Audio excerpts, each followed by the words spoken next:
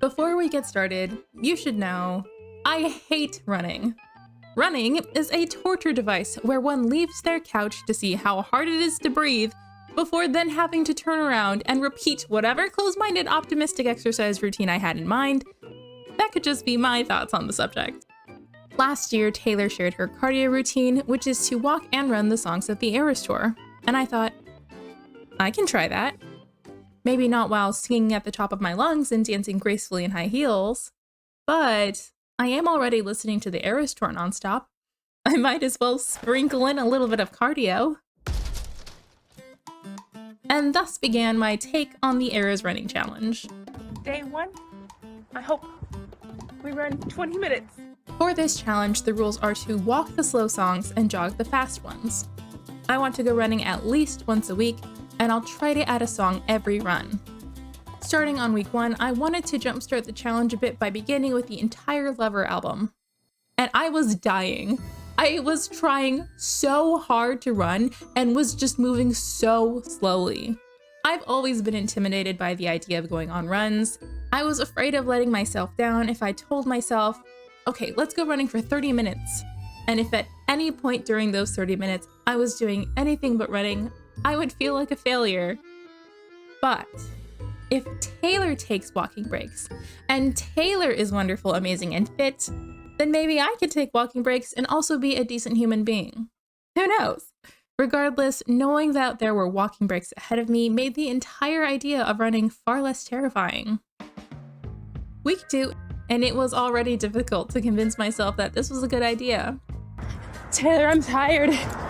Starting any new habit can be hard, and starting a habit for something I don't particularly like doing was challenging to say the least. I had to convince myself that going for a run was a good idea every week, and I am both extremely persuasive as to why I shouldn't have to run while also not be particularly good at convincing myself to get out the door. What helped with this was taking advantage of any time I felt remotely motivated to run and just doing it.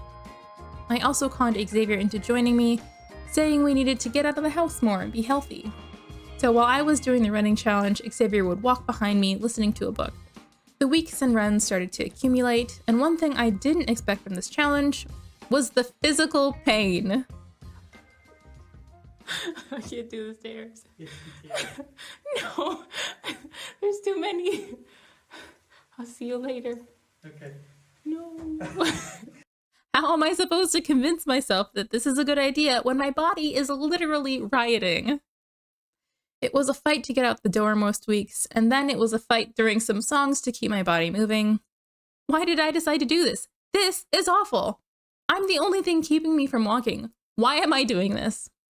Trying not to engage in this spiral of thoughts was tricky early in the challenge. Week 10 on the books, double digits. I got 2 drinks. Surprise Xavier with a nice coffee for when he gets home. We can celebrate his interview. Week 10. Life also got in the way of this challenge a bit. I lost my running buddy to a new job, and my dad had a health scare this year that took me far from home. I was not in the best headspace during this time, and it was actually pretty nice to have something I could take with me to bring a sense of normalcy while all the chaos was going on.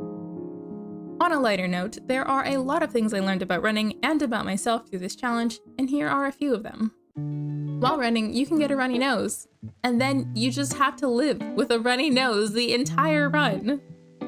Apparently, I don't like to slow down around other people.